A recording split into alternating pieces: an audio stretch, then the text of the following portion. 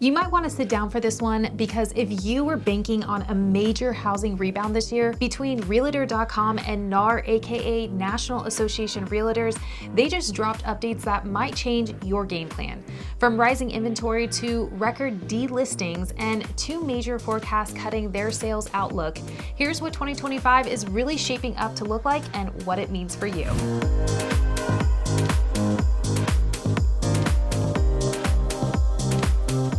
Hey guys, welcome back to another episode of Rooted in Redding. I'm Faith Barrett, your local guide to everything here in Redding, California.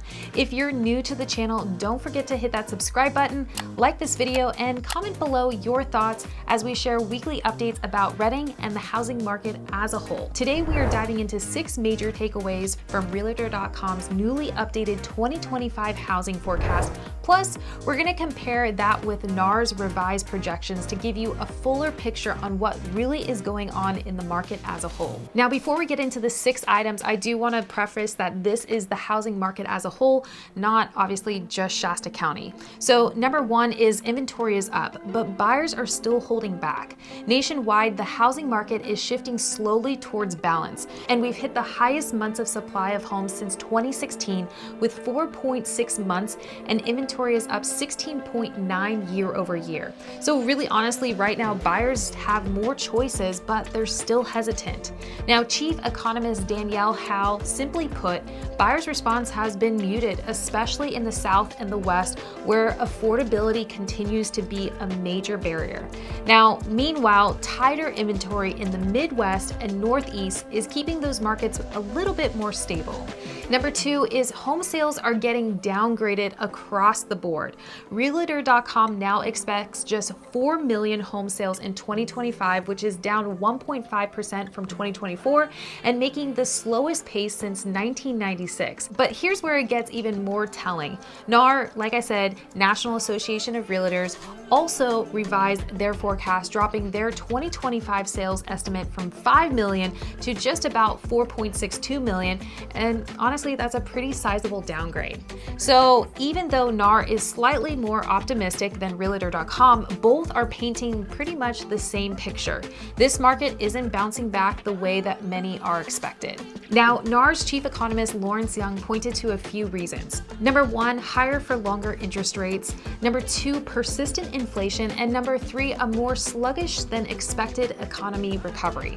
Now, he did mention a possible rebound in 2026 if rates meaningfully drop, but for now, 2025 is shaping up to be another cautious year. Number 3 on the list is home prices are still going up, but just not as fast. Now, price growth is cooling, but as we said, it's not reversing. Realtor.com projects a 2.5% increase in home prices, down from 4.5% growth in 2024. Price cuts are most common in metro areas in the South and the West, where supply has surged, but in places like the Northeast and Midwest, where inventory remains tight, home values are holding stronger. So the bottom line is, if you're in Shasta County, it's important to track what's happening locally because national numbers don't always reflect your neighborhood. Number 4, mortgage rates will stay elevated. Now, Realtor.com revised their rate forecast slightly upward, and they now expect the average 30-year mortgage rate to hover around 6.7% in 2025 and dipping to about 6.4% by the year end.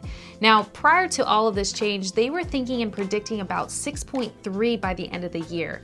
So why the increase? Well, reactions to 2024 election definitely hasn't helped. The stronger economic growth and inflation pressure also has been on the table, as well as tariff-related inflation and concerns over the national debt. So basically, you take all those 3 things and it basically put that borrowing is still expensive, and it's really weighing heavily on both buyer budgets and seller strategy. Number 5 is sellers are split. Drop the price or just take the house off the market entirely. In June, over 20% of listings had price reductions and inventory rose nearly 30%, but not every seller is playing ball. Delistings, basically taking it off the market, surged 47% year over year, meaning many would rather wait than negotiate. Danielle Hale said it best: if the recent rise in delistings continues or picks up pace, it could really interrupt the more buyer-friendly momentum we've started to finally see.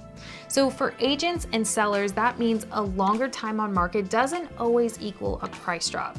Sometimes it just means they'll wait. Lastly, renting still makes more sense for many.